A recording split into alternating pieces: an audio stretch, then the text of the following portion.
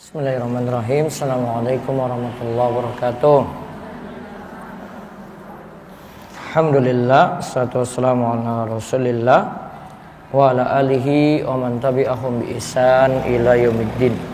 Allahumma inna nas'aluka ilman nafi'a wa rizqan thayyiba wa amalan mutaqabbala. Puji syukur kita panjatkan pada Allah, selawat dan salam semoga tercurah pada Nabi besar, Nabi agung, Nabi kita Muhammad sallallahu alaihi wasallam. Baik, ibu-ibu sekalian, kita awali kajian pagi ini dengan membaca zikir pagi terlebih dahulu. Saya baca dari nomor 9 di halaman 21. Saya tuntun. Bismillahilladzi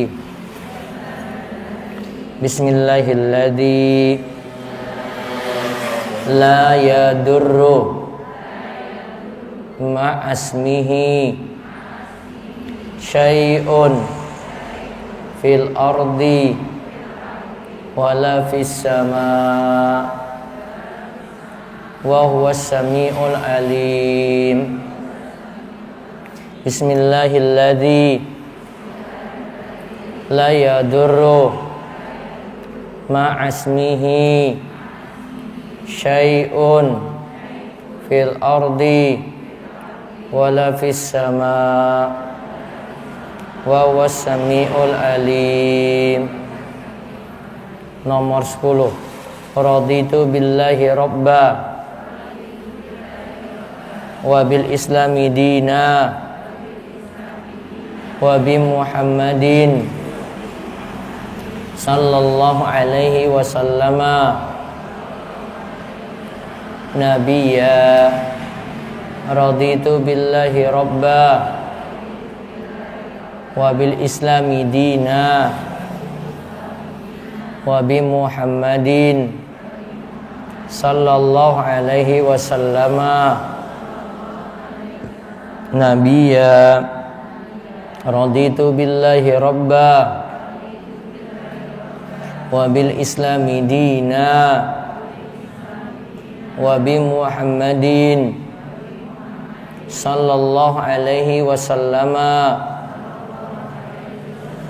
nabiyya. Ya hayyu ya qayyum bi rahmatika astaghis wa aslih li sya'ni kullahu wa la takilni ila nafsi tarfata ainin abadan. Asbahna ala fitratil Islam wa ala kalimatil ikhlas wa ala dini nabiyina Muhammadin sallallahu alaihi wasallama wa ala millati abina Ibrahima hanifan muslima wa ma kana minal musyrikin. Baik. Terus 52.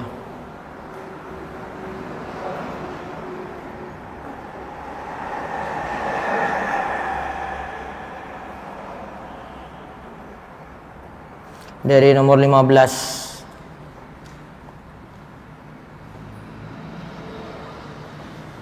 Doa saat mendapat kesulitan. Hasbunallah wa ni'mal wakil. Hasbunallah wa ni'mal wakil. Hasbunallah wa ni'mal wakil. Nomor 16. Doa minta agar diangkat dari kesulitan, dibaca oleh Nabi Yunus. La ilaha illa anta subhanaka inni kuntu minadh dhalimin. La ilaha illa anta subhanaka inni kuntu minadh dhalimin. Hadis 17, nomor 17, doa 17. Doa pelipur-lara penawar hati yang duka. Allahumma inni abduk ibnu abdik ibnu amatik nasiyati biyadik madin fiyya hukmuk adlun fiyya qada'uk as'aluka bikulli ismin huwalak sammaita bihi nafsak aw anzaltahu fi kitabik aw allamtahu ahadan min khalqik aw ista'tharta bihi fi ilmil ghaibi indak an taj'ala al-Qur'ana rabi'a qalbi wa nura sadri wa jala'a huzni wa dhahaba hammi. Nah, mudah-mudahan galaunya cepat hilang. Baik, buka buletinnya, Bu. Kita lanjut hadis nomor 16.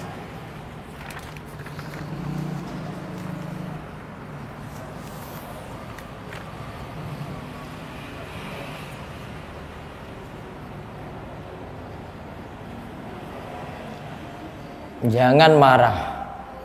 Al-haditsus sadis asyara. An Abi Hurairah radhiyallahu anhu anna rajulan qala lin nabiy sallallahu alaihi wasallam awsini qala la taqdab faraddada miraran qala la taqdab. Rawahul Bukhari. Hadis ke-16 dari Abu Hurairah radhiyallahu anhu berkata, seorang laki-laki berkata kepada Nabi sallallahu alaihi wasallam, berilah aku wasiat, ausini, berilah aku wasiat. Beliau menjawab, la taqdab, janganlah engkau marah. Lelaki itu mengulang-ulang permintaannya, namun Nabi Shallallahu Alaihi Wasallam selalu menjawab, la taqdab, jangan engkau marah. Hadis riwayat Bukhari. Kita lihat penjelasan hadis.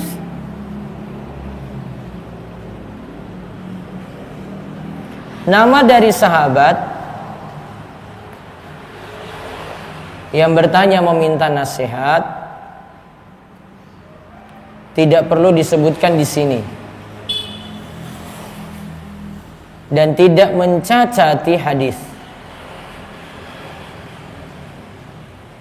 Di sini ia meminta nasihat, berarti meminta sesuatu yang penting. Jadi tadi nama sahabat yang bertanya tidak disebut karena tidak terlalu urgent. Yang penting hadisnya dari Abu Hurairah. Nah, sekarang pengertian apa yang dimaksud jangan marah. La taqdab, jangan marah itu apa maksudnya? Di sini ada dua makna. Pertama, menahan diri ketika ada sebab yang membuat kita marah sampai akhirnya kita tidak marah. Jadi maksudnya sebab-sebab yang membuat marah dicegah dulu. Jadi sebelum marah ada sebabnya, nah itu dicegah dulu. Oh, biasanya kalau sebab ini buat saya agak emosi, nah saya tinggalkan dulu sebab ini. atau saya jangan terlibat dengan sebab ini. Pengertian yang kedua, jangan sampai melanjutkan kelanjutan dari marah. Ada orang marah, lanjutannya itu ada efek-efeknya lagi ada gitu.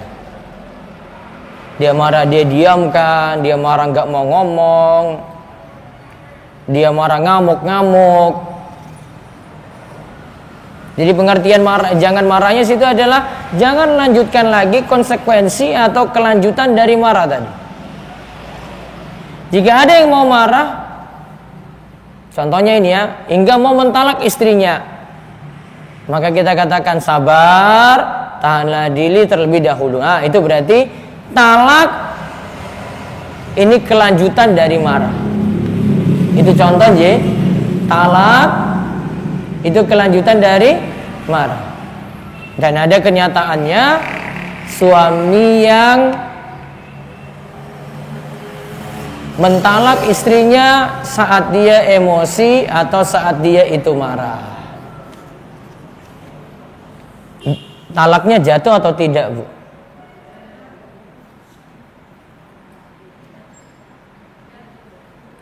Ketika mentalak istri saat suami marah-marah, dia bilang, saya talak kamu.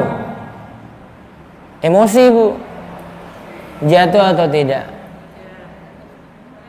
Bu, di dunia mana yang suami kalau lagi talak itu gak marah-marah, Bu? Di dunia mana itu, Bu? Ada? Dia pulang dia tertawa-tertawa, sekarang kamu saya talak ya? Enggak, Bu, pasti pakai emosi, Bu. Enggak ada yang enggak pakai emosi. Berarti jatuh talak atau tidak? Jatuh lah. Kecuali dia talak dalam keadaan marah, marahnya seperti orang gila, jadi gila dia maksudnya. Emosinya dia jadi gila. Berarti karena dia gila enggak jatuh. Gila kok. Tapi kenyataannya kalau mau jatuh talak, mau jatuhkan talak, pasti pakai emosi, Bu. Betul apa betul? Ngamuk-ngamuk dulu. Nah, kelanjutan dari marah ini dimaksud juga dalam hadis. Jangan marah artinya jangan lanjutkan konsekuensi dari marah tadi. Jadi dua ya. Pengertian pertama, sebab marah tidak dilakukan atau kita tidak terlibat di dalamnya. Kemudian yang kedua, jangan lakukan kelanjutan dari marah. Jadi bukan hanya sekadar jangan marah saja, Bu. Sebab sebelumnya dan kelanjutannya tidak dilakukan. Faedah hadis. Para sahabat itu semangat mencari ilmu.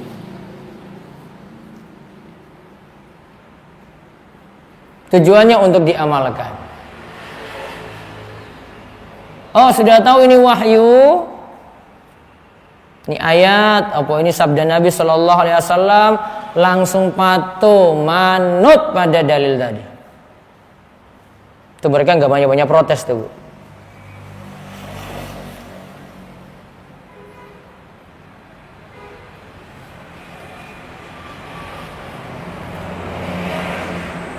Setiap yang disampaikan oleh Nabi SAW, kenapa kita mesti terima, Bu? Ada 3 syarat atau berita ini kenapa layak kita terima dari Nabi. Kenapa sampai berita dari Nabi itu, Nabi ngomong apa saja, kita harus terima, Bu. Sehingga kita harus amalkan itu. Yang pertama, Nabi itu orang jujur. Gak pernah ketahuan dia bohong, Bu. Gak ada itu berita-berita tentang Nabi gitu. Yang ketahuan beliau bohong itu gak ada. Nabi orang jujur. Alasan yang kedua, karena yang beliau sampaikan itu wahyu. Yang beliau sampaikan itu wahyu. Qul innama ana basyarum mislukum yuha ilayya. Al-Kahfi ayat 110. Katakanlah, aku memang manusia sama seperti kalian, namun saya dapat wahyu, kata Nabi. Katakanlah, saya dapat wahyu. Jadi Nabi Muhammad dapat apa? Wahyu. Ini bukan berita koran. Ini bukan ambil dari kitab-kitab dulu yang beliau reka-reka atau buat-buat sendiri. Enggak, ini wahyu. Firman Allah.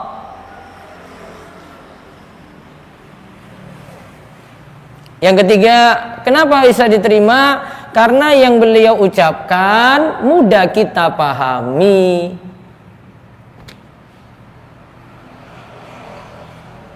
Audiens yang dengar itu sekali tahu, oh ini sabda Nabi, tahu itu maksudnya apa.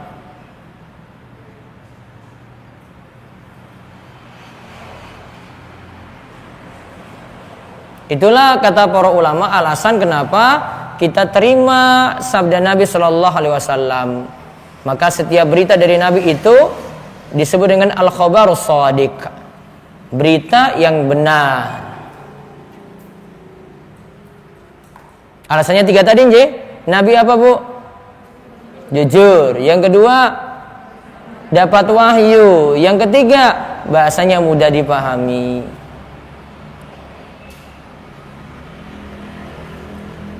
Maka kalau mau beriman, mau beramal, itu langsung terima bu.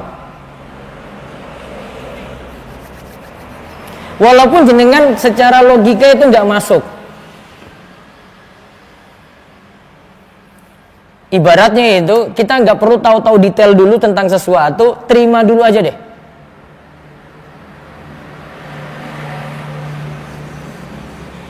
Ibaratnya itu seperti ibu-ibu kalau beli HP anyar, bu.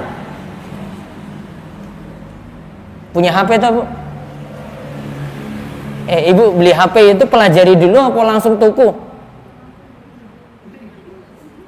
Jadi kan pelajari dulu, oh saya mau buka dulu cara panduannya, tak buka YouTube dulu, tak cek HP ini apa, ya, tak pelajari nanti tombol-tombolnya, oh kayak gini toh, oh layarnya kayak gini, aplikasinya seperti ini, bisa muat apa saja, saya tahu detailnya dulu. Atau jenengan sesuaikan dengan uang, terus sudahlah pas ini sudah saya percaya aja deh, saya beli ini. Modal percaya saja atau cari tahu tadi bu yang pertama. Ibu-ibu, cari tahu dulu detail. Ora mungkin bu, berteori itu. Paling setelah pegang HP juga bingung tombol matikannya di mana kok. Sudah punya ini bu. Iki cara paten ini kepiye iki ya? Tombolnya ndi ya iki ya? Padahal cuma tok wis mati. Itu aja nggak tahu itu. Sama bu, jangan dengar hadis ini yang ngomong siapa? Nabi. Ya sudah terima aja deh. Yang ngomong siapa? Oh Nabi Muhammad. Ya sudah, saya terima. Jangan nggak cari tahu dulu, ini Nabi Muhammad nih benar nggak ini sesuai penelitian saat ini atau tidak ini? Itu peneliti siapa yang bilang kayak gitu benar sesuai dengan sabda Nabi? Enggak. Ya, yang ngomong Nabi Muhammad. Sudah selesai. Tugasnya nerima aja. Mau masuk logika kek, mau sesuai kenyataan saat ini kek, saya terima aja. Mau ada manfaat kek, saya mau tahu ada hikmahnya atau tidak, saya terima aja. Mau orang ngomong kayak bagaimana kek, saya terima. Oh ini yang ngomong siapa? Nabi Muhammad. Sudah, itu Nabi saya. Gitu bu, menerima hadis tuh kayak gitu. Kayak jenengan terima HP aja, cuek aja kan. Orang bilang, wah dua HP anyar ora tahu, wah tombol mati saya nggak tahu. Nggak apa-apa, biarin. Yang punya HP saya kok. Ini kan cuek banget itu. Sama dengan hadis. Sudah saya tahu, ini siapa ngomong? Nabi Muhammad. Ajarannya gimana? Jujur itu sudah saya terima. Gitu kalau sikapi hadis bu. Kalau mau tahu kayak modelnya Abu Bakar As-Siddiq gitu. Tahu peristiwa Isra Mi'raj ya? Saya di Karangreja dulu di kajian malam 1 saya pernah bahas itu Isra Mi'raj. Isra itu perjalanan saking apa? Mekah ke Baitul Maqdis. Di mana Baitul Maqdis? Palestina. Iya toh? Setelah itu dari Palestina ke Baitul Maqdis kemana, Bu? Langit. Sekarang mana yang lebih jauh? Mekah Palestina apa Palestina ke langit? Bu, mana yang lebih jauh? Mekah Palestina apa Palestina langit?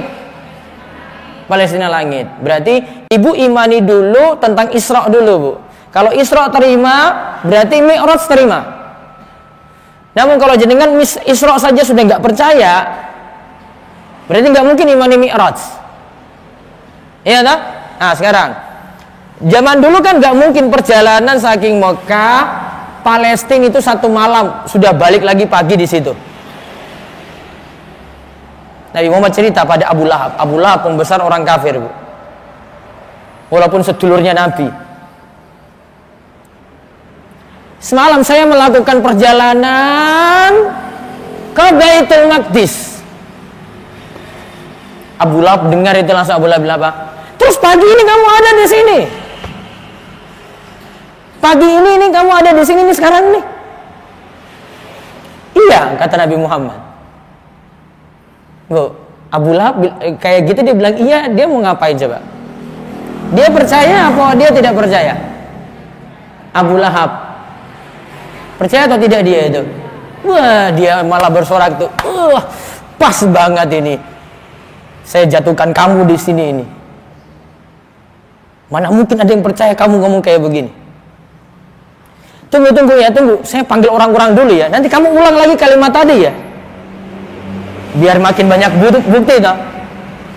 Dikumpullah orang-orang Quraisy lagi. Orang-orang, coba lihat Muhammad ngomong ini. Muhammad ngomong. Coba kamu ulang tadi. Muhammad bilang, saya semalam pergi ke Baitul Maqdis. Terus pagi ini saya sudah ada di sini. Orang-orang ketika itu, Bu, gila ini orang ini nih. Sampai-sampai dikatakan dalam beberapa riwayat yang sudah masuk Islam murtad, Bu. Mungkin keadaan ibu-ibu kayak gitu juga, mungkin ada yang murtad juga mungkin kalau ibu di zaman itu tuh loh. Yang ngomong Muhammad masa bilang kayak gitu itu. Abu Lahab tambah semangat lagi nih. Ini saya bisa jatuhkan Muhammad lagi nih. Biar orang-orang gak percaya sama dia nih. Tunggu, saya tanya lagi sama satu orang lagi. Ini sahabat dekatnya nih. Mana Abu Bakar? Mana Abu Bakar nih? Abu Bakar gak hadir ketika itu. Ditanya lagi Abu Bakar. Bahasa bebasnya gini. Abu Bakar. Ngomong tuh sama sahabatmu itu. Masa dia bilang kayak gitu? Dia bilang semalam itu pergi ke Baitul Maqdis, sekarang sudah ada di sini nih, di Mekah ini. Abu Bakar sih jawab apa, Bu? Yang ngomong siapa? Nabi Muhammad. Dia yang ngomong, baik. Kalau dia bicara lebih daripada itu lagi, saya tetap percaya.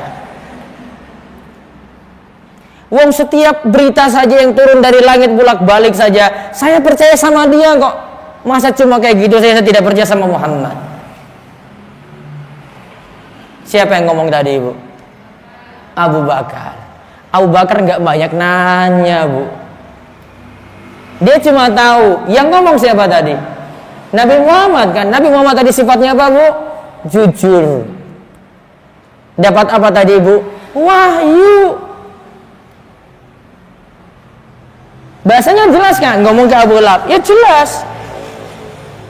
Maka Abu Bakar katakan, kalau ada yang lebih daripada itu lagi, saya tetap terima kalau Nabi Muhammad yang ngomong. Bu, logika nggak masuk, tapi kalau Nabi Muhammad yang ngomong sudah diterima langsung otomatis, Bu. Nah, kalau mau beriman tuh kayak imannya Abu Bakar itu. Maka Abu Bakar dari peristiwa ini dia diberi gelar As-Siddiq.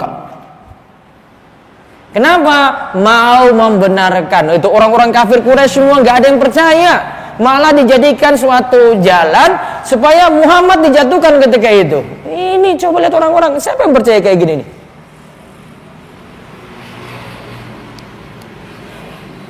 Jadi kalau mau beriman seperti itu. Mengamalkan ilmu juga tadi, kalau itu dari Nabi Muhammad, pokoknya diamalkan. Terserah mau tahu logikanya ada atau tidak, ada hikmah ataukah tidak, pokoknya diamalkan dulu. Paham ini Ibu? Baik. Yang kedua, nasihat bisa disesuaikan dengan kondisi orang yang dinasihati. Nabi ini untuk orang ini, Nabi SAW cuma nasihati, la taghdab, jangan marah. Nasihat ini belum tentu ditujukan pada orang lain, Bu. Karena Nabi tahu kondisi orang ini pasnya dinasihati dengan nasihat apa? La taghdab. Jangan apa? Marah. Mungkin nanti kalau yang lain datang lagi kondisinya beda lagi ya. Tidak dinasihati seperti itu, dinasihati yang lain. Maka kadang itu nasihat itu lihat kondisi orang dulu. Kadang bahkan nasihat itu mungkin tidak disampaikan juga karena lihat kondisi orang. Ya. Tidak disampaikan pada dia karena lihat kondisinya dulu. Jadi tidak semua nasihat sampaikan langsung itu, Bu, walaupun itu benar. Tidak mesti kebenaran itu disampaikan terus gitu, enggak. Tunggu ada waktunya, lihat keadaan. Ini nanti kalau sampaikan dia emosi besar enggak ya? Sama juga Ibu nge-share sesuatu ke WhatsApp, ke media sosial sama. Ini lihat keadaan juga. Oh, jangan sampai ada nasihat yang misalnya ini kalau dimasukkan ke grup keluarga ini, semua pada ngamuk ini. Oh, jangan dulu disampaikan, Bu. Mereka belum terima. Kita nyikapi orang kayak gitu. Tapi kalau ada nasihat dari orang, jangan apa-apa kok orang ini kok nasihati saya terus ya, kok nyindir saya terus ya. Itu beda lagi. Kalau ada nasihat masuk kok kena ke kita, jangan salahkan orang yang nasihati. Apalagi di media sosial, nggak usah mudah baperan, Bu. Apa-apa nanti kesindir terus. Mbak, iki tuh story ini dihapus toh. Jenengan kok nyinggung saya terus? Siapa nyinggung jenengan? Emangnya nasihat itu orang itu harus tahu masalah hidup ibu-ibu? Apa dia tahu semua masalah ibu? Enggak kan? Apalagi sekarang media sosial nih, Bu. Gak usah mudah baperan, biasa-biasa aja gitu, Bu. Slow aja, Bu, slow. Nyantai aja itu baca nasihat. Jadi kan kalau nggak senang kayak gitu, wes pateni HP ini wes rampung, Bu. Pakai Facebook apa? Wes nggak usah pakai Facebook lagi deh. Tadi ada di story WhatsApp, ya sudah nggak usah pakai WhatsApp lagi. Kalau enggak jenengan nggak usah follow dia aja deh. Gampang sebenarnya. Namun kita terlalu apa-apa. Dia kok nyindir saya terus sih. Siapa yang tahu masalah ibu? Saya nggak tahu apa-apa kok. Ya kalau pas kena ya memang yang masalah orang-orang itu terus gitu. Ini kalau ada nasihat orang lain masuk kena ya sudah, alhamdulillah dia nasihati. Namun kalau kita nasihati orang lain nanti timbang-timbang, gitu. Lihat kondisi, lihat apa lagi waktu, ya. Lihat ini sudah tepat apa belum, ini timbul masalah atau tidak, efek-efeknya dilihat, gitu. Terus yang ketiga, larangan marah sampai diwasiatkan oleh Nabi Shallallahu Alaihi Wasallam, dikarenakan marah itu punya mafsadat atau efek jelek yang besar.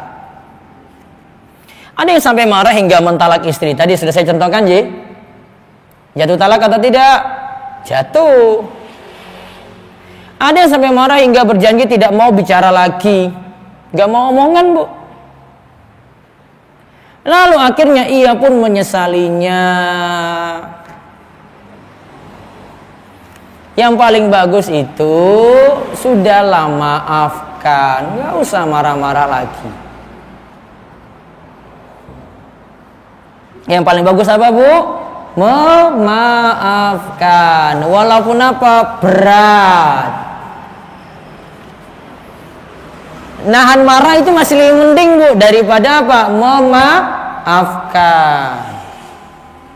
Apa manfaatnya memaafkan orang lain, ibu-ibu?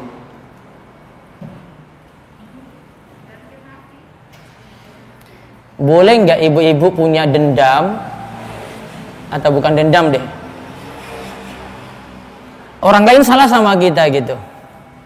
Saya nggak mau nuntut di dunia aja deh, sudah nanti besok aja di akhirat saya tuntut nanti orang ini. Boleh, Ibu? Ibu-ibu, nggak apa-apa, dia nggak bayar utang juga Ustaz, tuntut nanti besok di akhirat. Sering tau kayak gitu tuh, lihat dengar orang ngomong tau. Boleh, Bu? Boleh nggak? Ada manfaatnya? Hah? Atau buat hati sakit terus itu, Bu? Sakit terus sampai mati, sakit terus deh, Bu, sakit, Bu, hatinya, Bu. Apa manfaatnya maafkan orang lain? Tulis, Bu, tulis. Baru saya kasih tahu dalilnya ini.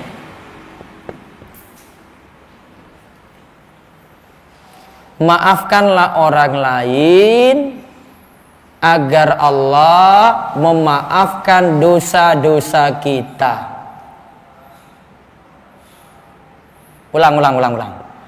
Maafkanlah orang lain agar Allah memaafkan dosa-dosa kita. Nanti jenengan ukir bagus-bagus, bawa ke tempat figura, wes jadi tempelan di rumah. Dalilnya surat An-Nur ayat 22. Dibuka coba. Punya HP canggih tak? Surat apa tadi? An-Nur surat 24.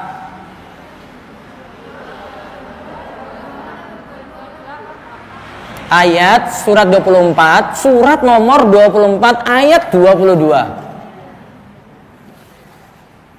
Surat urutan 24 ayat 22. Sudah? Wala ya'tali ulul fadli minkum was-sa'ati ayyu'tu ulil qurba wal masakin wal muhajirina fi sabilillah wal ya'fu wal yasfahu ala tuhibbuna ayaghfirallahu lakum wallahu ghafurur rahim. Lihat artinya. Dan janganlah orang-orang yang mempunyai keutamaan dalam agama dan kelapangan harta di antara kalian bersumpah. Ya, dia bersumpah ini kalau dia punya kelebihan harta. Dia bersumpah tidak akan lagi memberi bantuan kepada kaum kerabatnya. Karena miskin lagi berhijrah di jalan Allah. Hanya lantaran keluarganya ini buat kesalahan.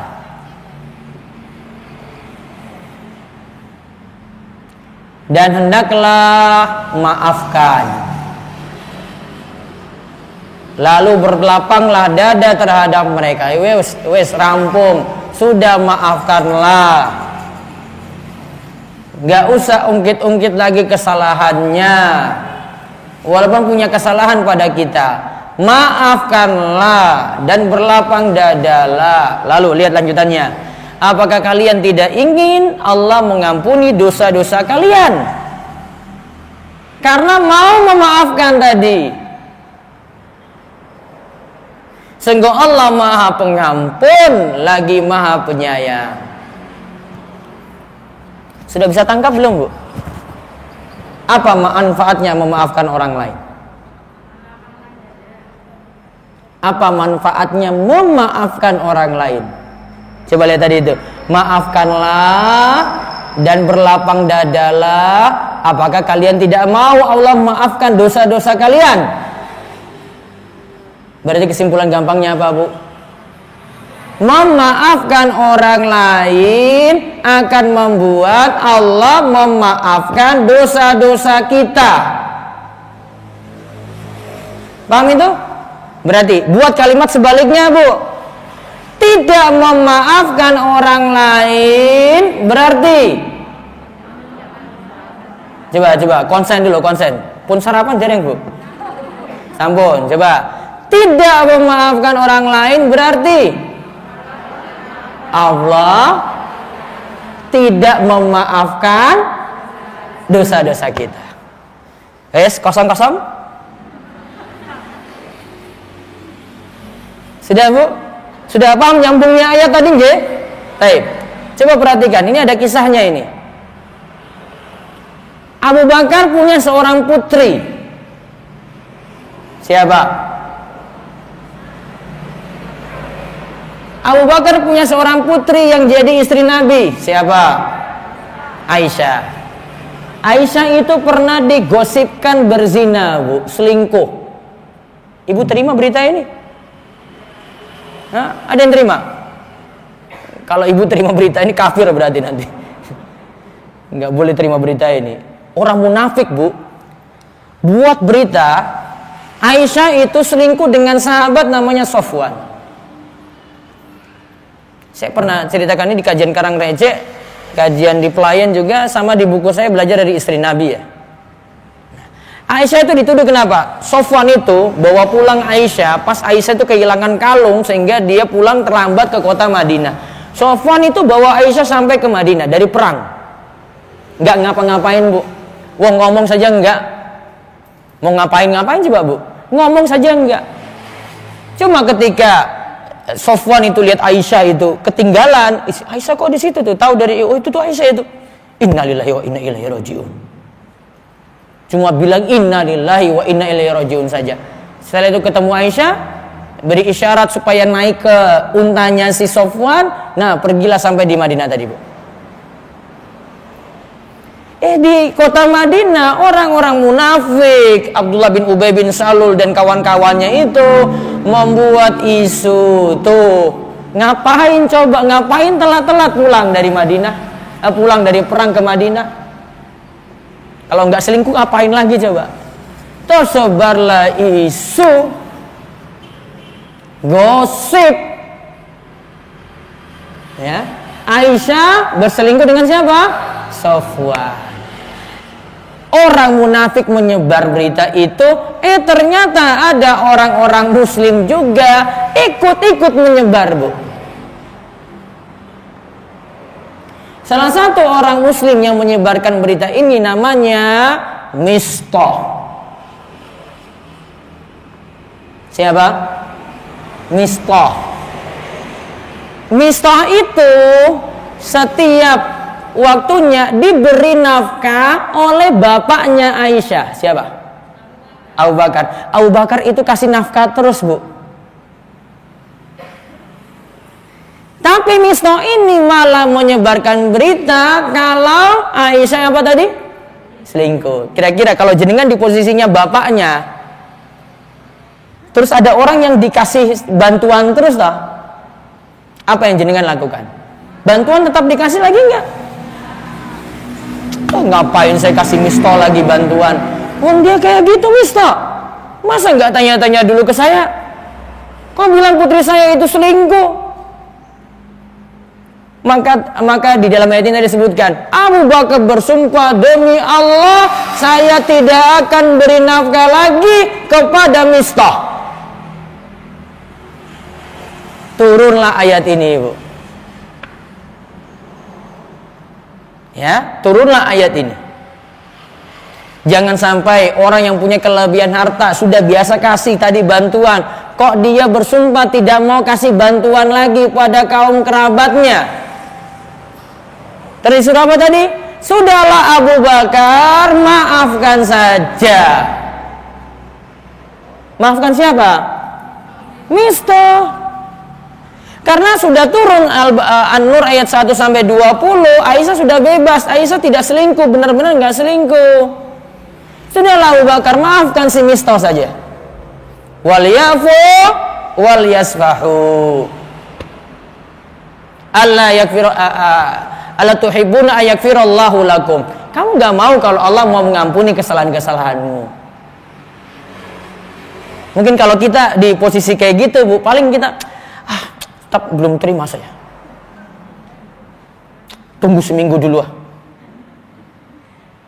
Kalau enggak sedino dulu baru saya mikir-mikir dulu. Saya tetap masih mangkel ini. Abu Bakar, Bu, ayat ini turun, kan teguran ke dia kan? Abu Bakar, sudahlah maafkan si Mistah tadi, berlapang dadalah. Kamu mau enggak dosa-dosamu diampuni? Ketika itu Abu Bakar langsung terima, Bu. Dia tarik sumpahnya. Dia katakan, wahai Mistah, sekarang saya tetap akan beri nafkah untukmu. Berarti sudah maafkan belum, Bu? Hah? Sudah maafkan belum? Kalau kita itu mungkin di belakangnya, mungkin bilang kayak gitu, tapi ya malas ngomong, malas ketemu. Punya WA-nya saya masih blokir deh, saya masih kurang ini saya itu. Abu Bakar enggak, wes rampung nih sudah. Mistah, saya tetap akan beri nafkah untukmu, sudah selesai. Karena dia ingat apa tadi Abu Bakar? Kalau memaafkan si Mistah, manfaatnya apa tadi, Bu? Manfaatnya apa tadi, Bu? Allah akan memaafkan kesalahan-kesalahannya Abu Bakar. Bu, kita itu kesalahan itu cuma biasa mungkin orang buat cuma sekali saja.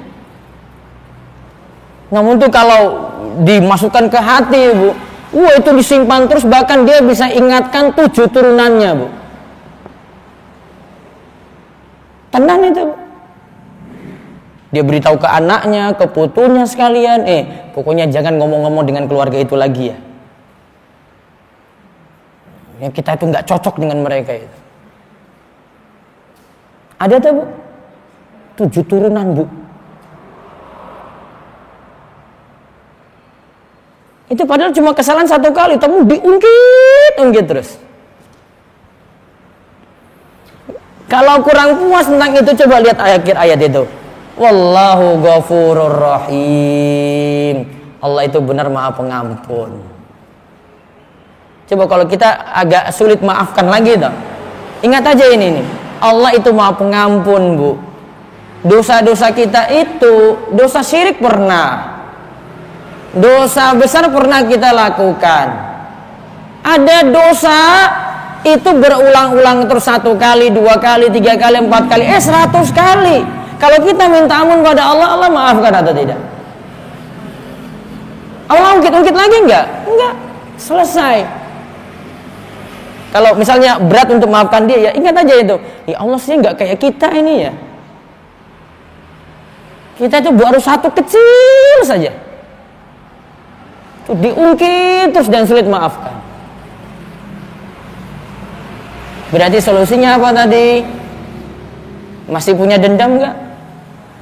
Mudah-mudahan dendamnya dihapus. Bisa maafkan gak, Bu?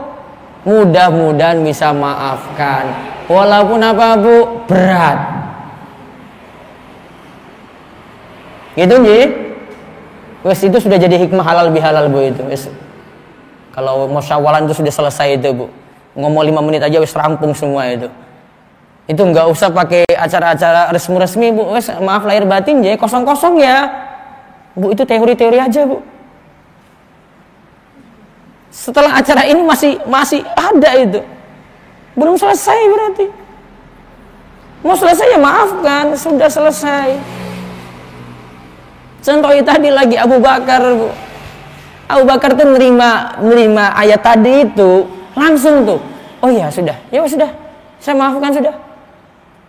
Kalau kita masih pikir-pikir, tunggulah seminggu dulu lah. Ataupun saya tenangkan diri dulu, ya tenangkan diri, nggak maaf-maafkan, nggak rampung-rampung. Selesaikan masalah kayak gini. Apa yang terjadi kalau masih disimpan terus, Bu? Sakit hati nggak? Sakitnya di mana?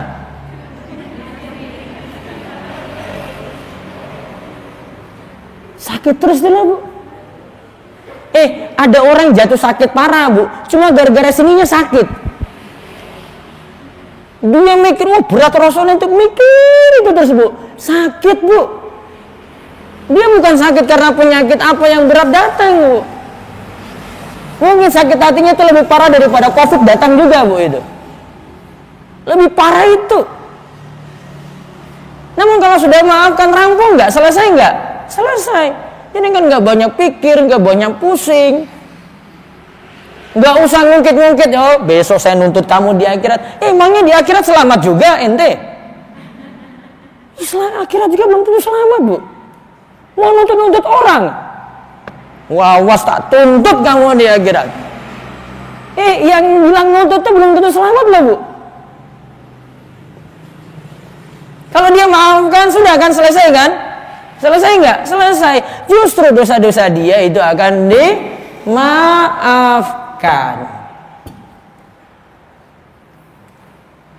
Paham, Bu? Materi berat ini kayaknya untuk emak-emak ini ya. Abot banget ini ya. Renungkan sendiri.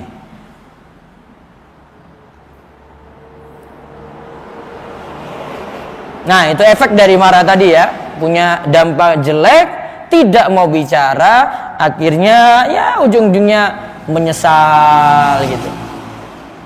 Sudah, kalau mau rampungkan ya maafkan saja. Faedah keempat, Islam melarang dari akhlak yang jelek. Jadi bukan tentang marah saja, Islam mengingatkan masih ada hal-hal jelek yang dalam syariat Islam itu mengingatkan. Yang kelima, Islam juga melarang hal-hal yang dapat menimbulkan marah dan berbagai dampak jeleknya. Nanti lengkapnya tentang istri ditalak suami dalam keadaan marah, pertemuan berikut. Itu nanti dampaknya. Yang keenam, Nabi SAW mengulangi wasiat. Nabi kan faraddada miraran, diulang lagi. Dia minta nasihat, diulang lagi sama. Janganlah marah. Oh, menunjukkan wasiat ini penting.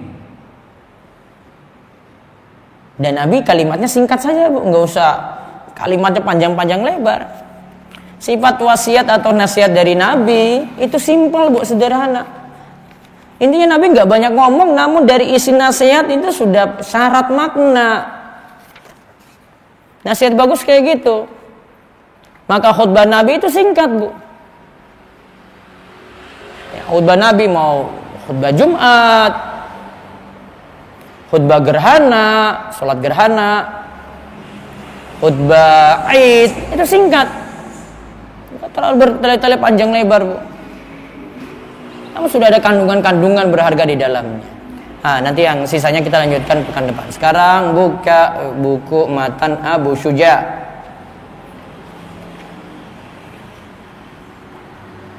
Sampai mengusap sepatu.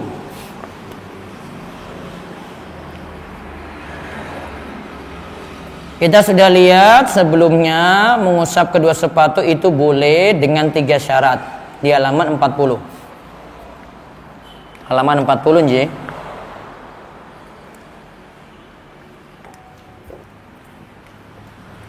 Yang pertama, kedua sepatu mulai dipakai setelah benar-benar suci.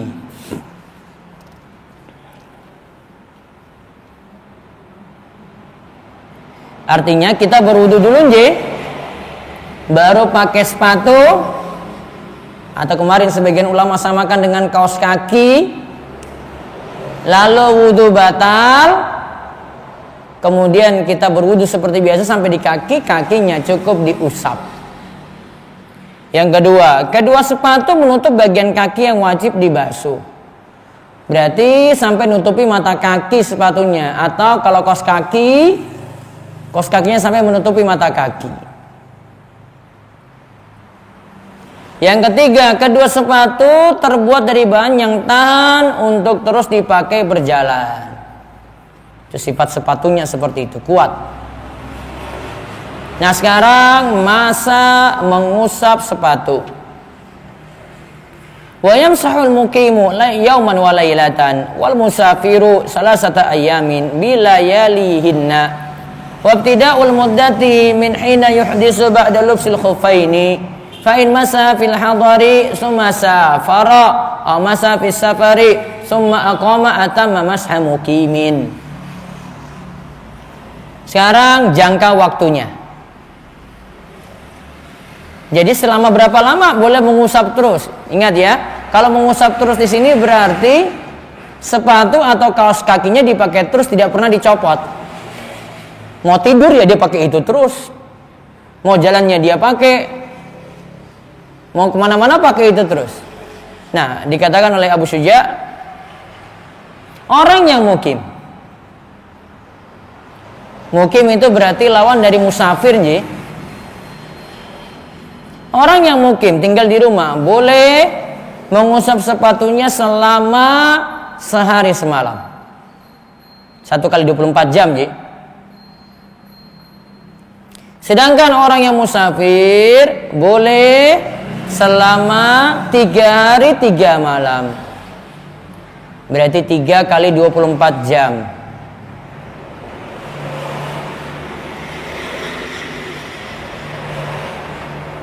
Lalu jika seorang mengusap sepatu ketika mukim, berarti saat di sini di Wonosari, lalu dia itu bersafar. Mukim jatahnya tadi 1 kali 24 jam. Musafir 3 kali 24 jam. Atau mengusap sepatu ketika melakukan safar, berarti jatahnya 3 kali 24 jam. Kemudian dia mukim, maka dia menyempurnakan waktu mengusap sepatu bagi orang yang mukim. Jadi pakai jatah 1 kali 24 jam saja. Tadi disebut waktu dimulainya mengusap itu ketika berhadas setelah memakai kedua sepatu. Ketika berhadasnya. Baik, lihat.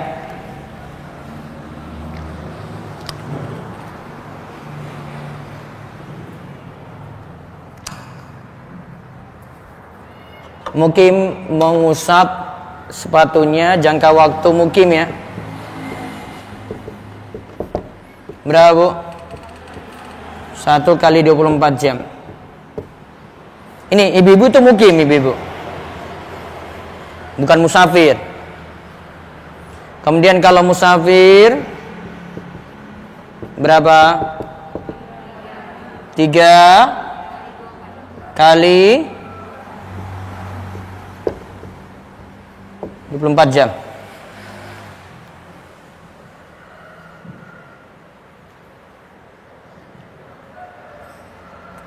Nah sekarang, jadi maksud 1 kali 24 jam ya. Ini saya pakai kaos kaki terus misalnya, saya pakai terus.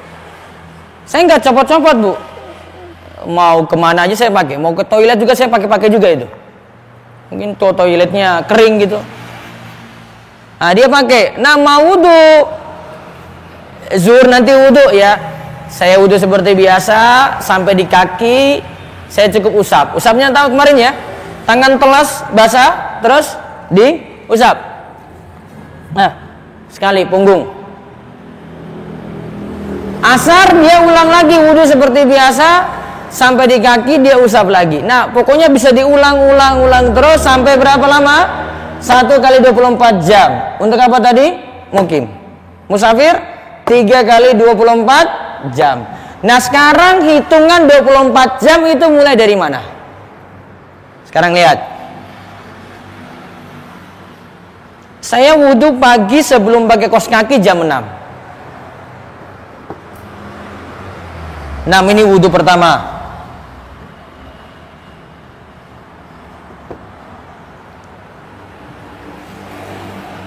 Jam 9 pagi saya kentut. Nah, berarti batal lah wudhunya.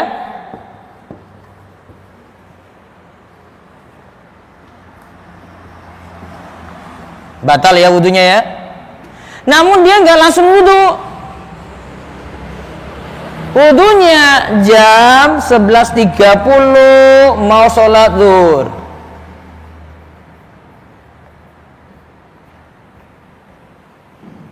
Tadi disebut apa di sini? Wabtida'ul muddati min hini yuhdisu ba'da lufsil khuffaini.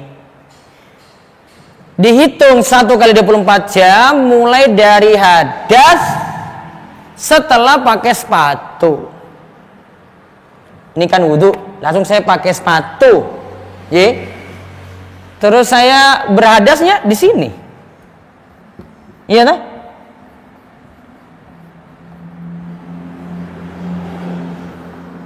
Terus wudhu kedua jam 11.30.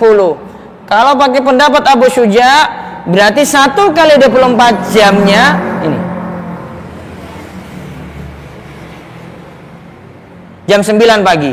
Berarti saya masih boleh mengusap terus sampai 9 pagi sekarang sampai 9 pagi besok. Dengan catatan ya, sepatu atau kaos kakinya tidak dibuka-buka. Paham Bu? Paham betul? Sekarang kalau 3 kali 24 jam ya tinggal ditambah 3 hari. Jadi bukan dihitung 1 kali 24 jam, bukan dari jam 6, bukan. Ketika pakai kaos kaki atau sepatu pertama kali, bukan. Bukan dari jam 11.30 waktu wudhu setelah berhadas ini, bukan. Tapi dari berhadasnya. Ya. Jadi ini ya. Ini yang dihitung awal 1 kali 24 jam. Catat.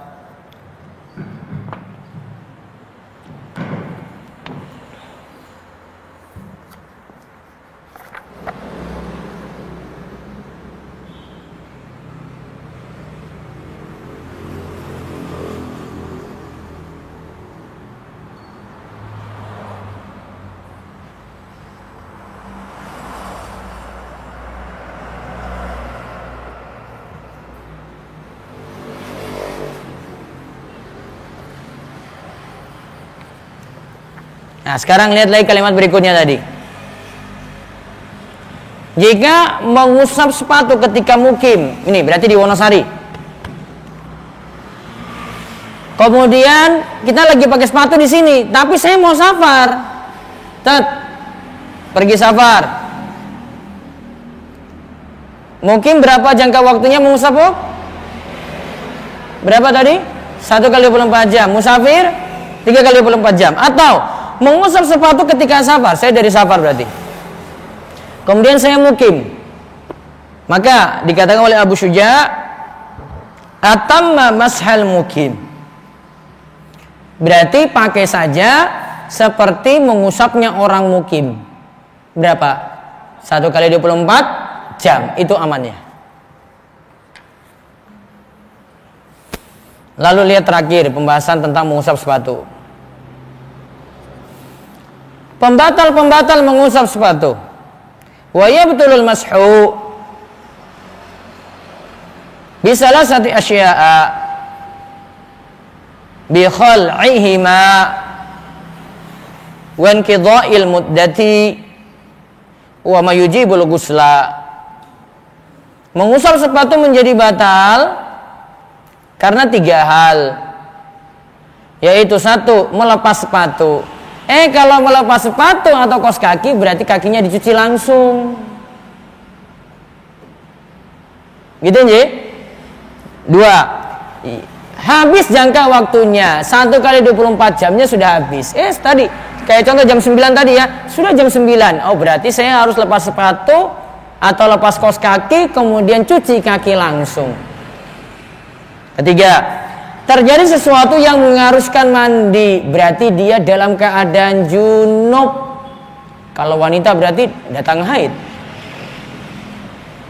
maka dia tidak bisa lagi mengusap sepatu. Kalau wanita haid ya berarti tidak sholat.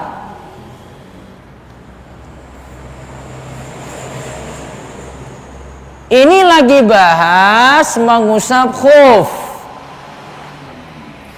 Ibu jangan bawa masalah ini ke pembahasan mengusap jilbab, Bu.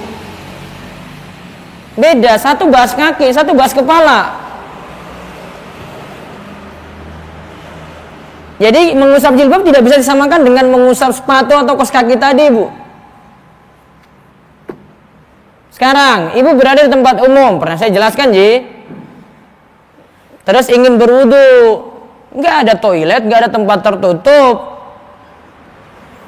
Terus terpaksa berwudu di luar.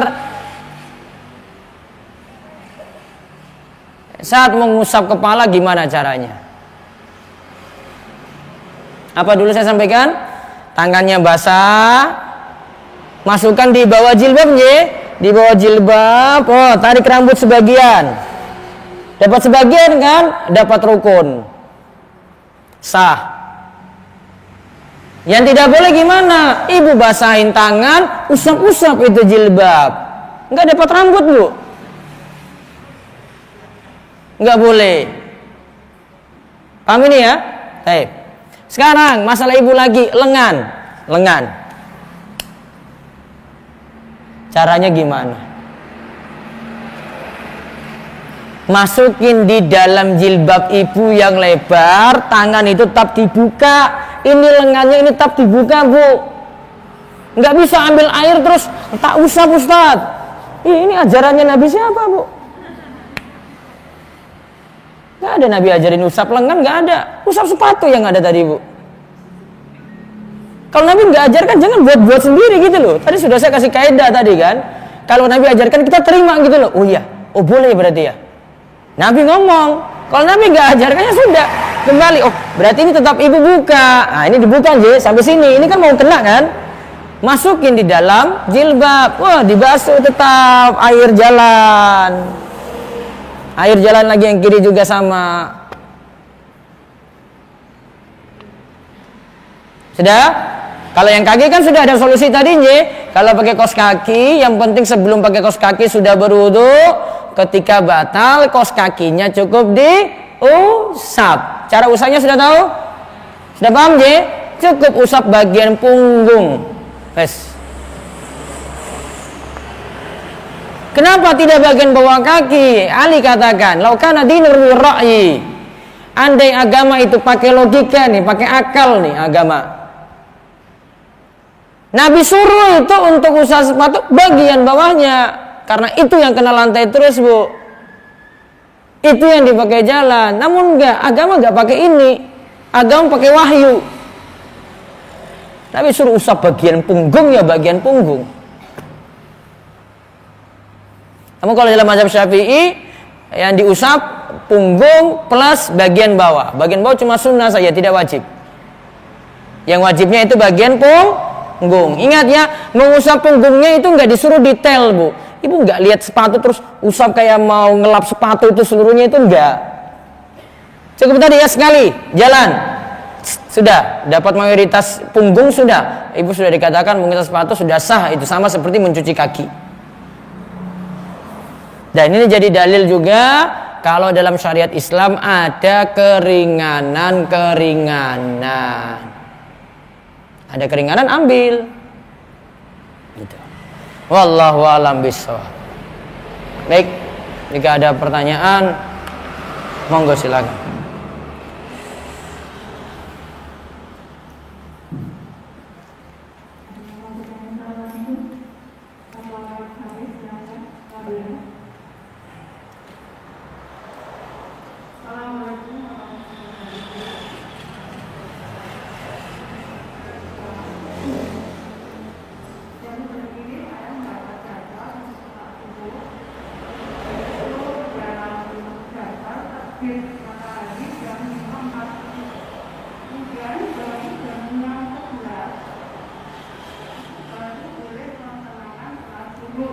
Sebentar, mana yang nanya? Oh ya Bu, monggo diulang Bu.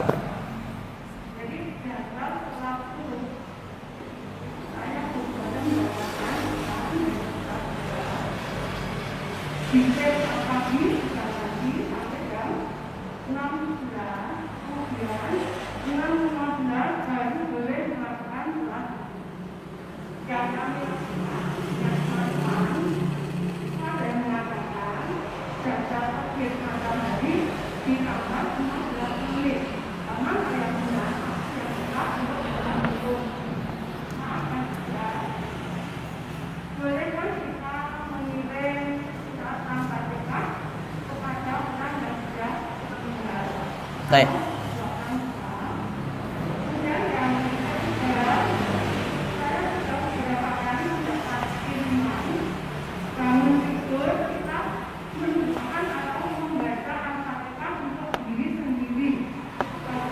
Baik. Yang kedua tidak ada tuntunan, yang ketiga tidak ada tuntunan. Itu bahasa halusnya, Bu.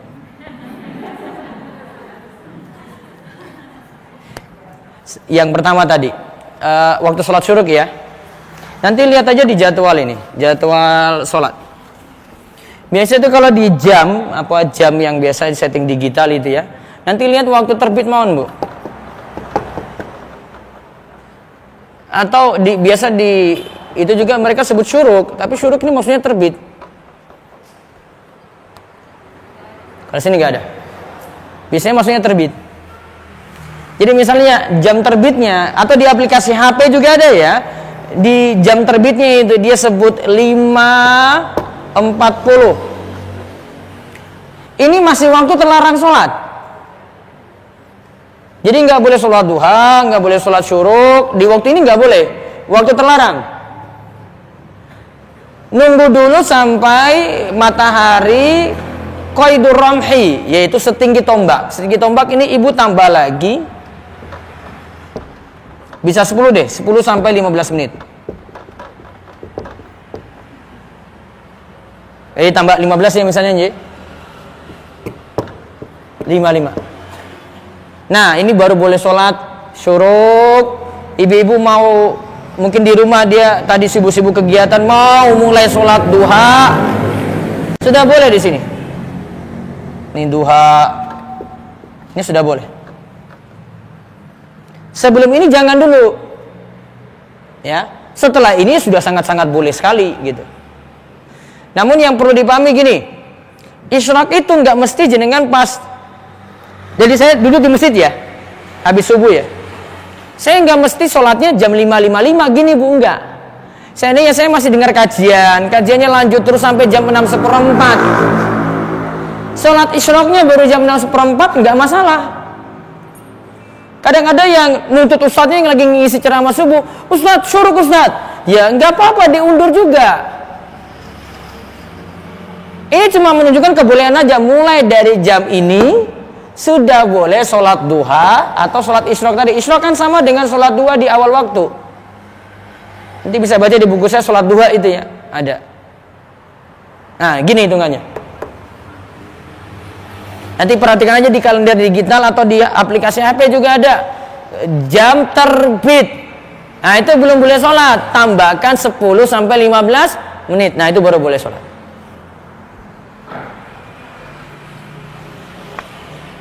Ada lagi? Oke.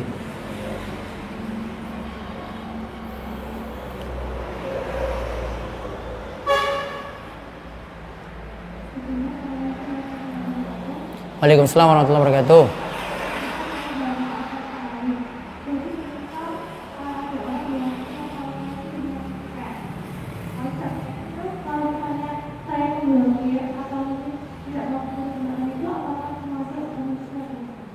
Kenapa memblokir dia?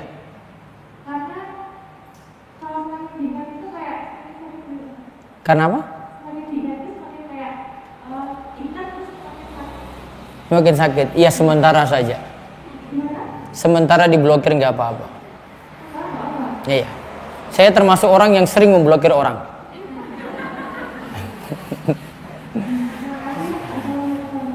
Iya. Kalau jenengan lihat di komentar media sosial saya itu, saya selalu pantau itu. Jadi ada yang macam-macam sedikit, oh sudah ini hari ini saya blokir lagi ini. Sudah sering.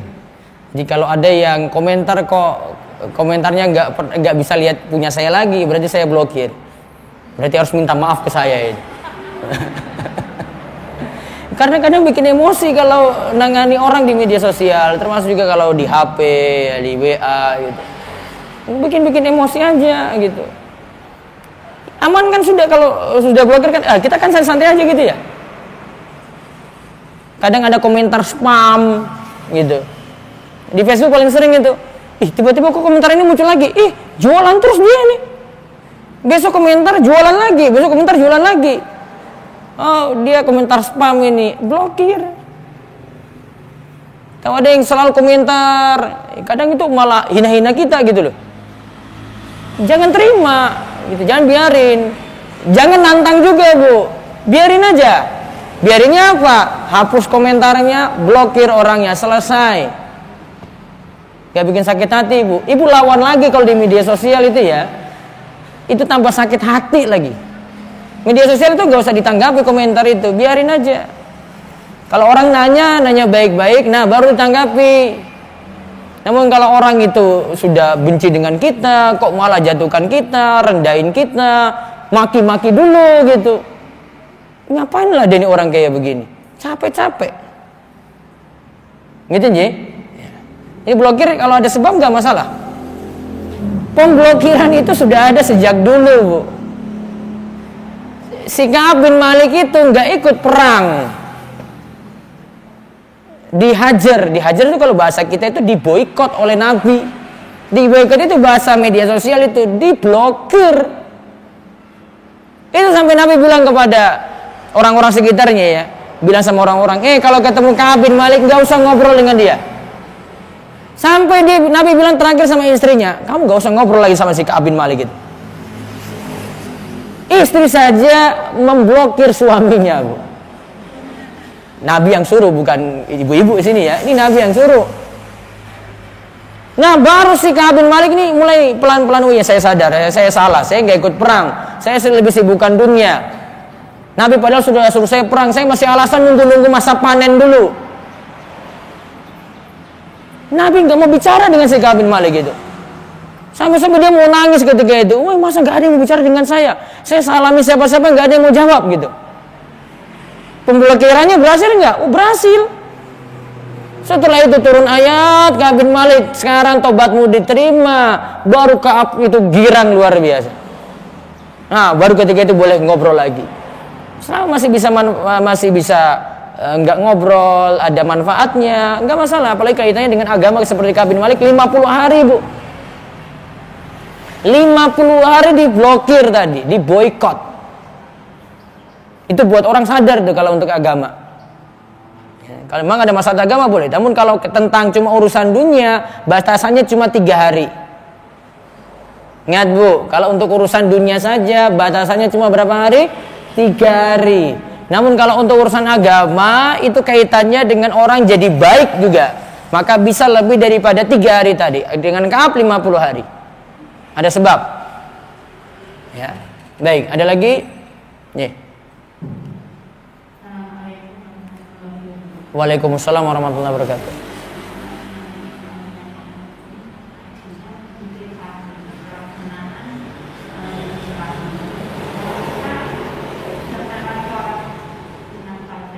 J.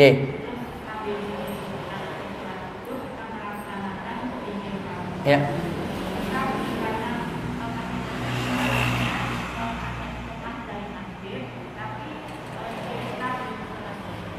Ibu sholat di rumah apa di masjid? Enggak, jenengan sholat di rumah apa di masjid? Di rumah? Enggak mesti ikut iqomah di masjid. Bisa lanjut.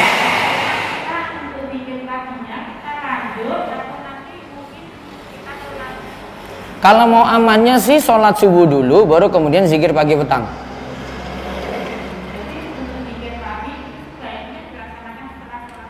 Iya, biar kewajiban terpenuhi dulu, baru kemudian sholat zikir pagi petang dibaca.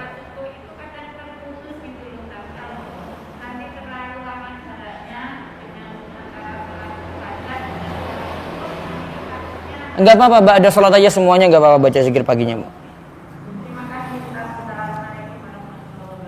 Waalaikumsalam warahmatullahi wabarakatuh. Ada lagi? Baik, yang tanya lewat WhatsApp.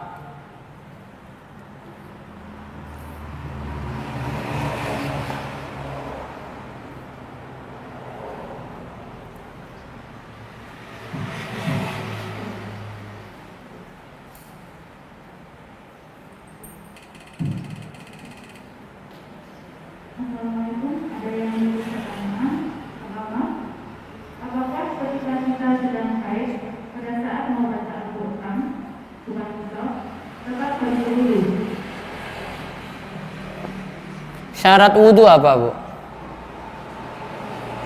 Syarat wudhu itu mesti suci dari haid nifas. Berarti kalau ibu saat haid nifas wudhu, syarat terpenuhi enggak? Tidak. Maka tidak disebut wudhu. Ya, berikutnya.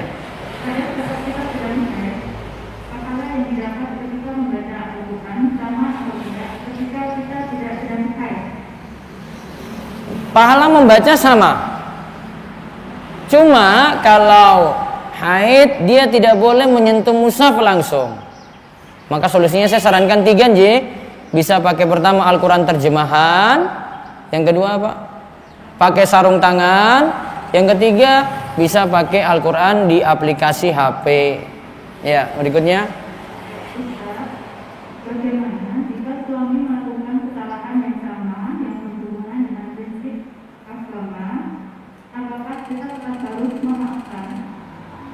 Kajiannya sudah panjang tadi itu, Bu. Apa solusinya, Bu? Hah? Apa solusinya tadi? Bisa kan? Walaupun berat. Gimana, Bu? Mau diampuni dosa-dosa enggak? Nah, kalau mau diampuni dosa-dosa, maka maafkanlah. Allah saja maafkan, Bu. Allah saja maafkan. Gitu. Ini cuma manusia sama manusia. Kenapa tidak maafkan? Allah saja maafkan. Walaupun itu syirik misalnya ya. Dia sudah tobat dari syirik nih. Dia pakai jimat, Bu. Jimatnya nggak main-main deh. Akik punya jimatnya ada. Raja punya, macam-macam punya. Dukun khusus dia punya, Bu. Tapi tobat sekarang. Allah sudah maafkan kan? Tidak. Kenapa ibu nggak mau maafkan? Nah, berikutnya.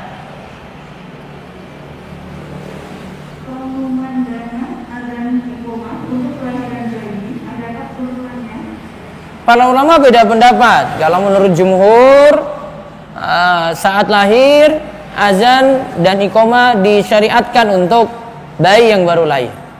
Azan di telinga kanan, kemudian iqamah di telinga kiri. Ini pendapat jumhur. Sampai juga Imam Ibnul Qayyim juga sama. Tapi sebagian ulama seperti dalam mazhab Maliki mempermasalahkan itu, dan ulama belakangan seperti Syekh Muhammad Nasruddin Al-Albani mempermasalahkan hadisnya. Kalau alam sampai saat ini saya tetap pegang prinsip tidak mengazani mengiqamai, karena hadisnya lemah tadi. Wallahu a'lam. Diganti dengan memberikan tahnik kurma di ada, bisa pakai apa ini, perasaan sari kurma bisa, atau ambil kurma kemudian dikunyah oleh bapaknya, dapat yang lembut, terus ditaruh di langit-langit mulut bayi.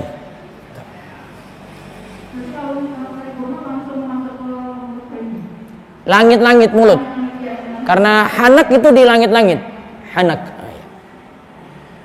Terus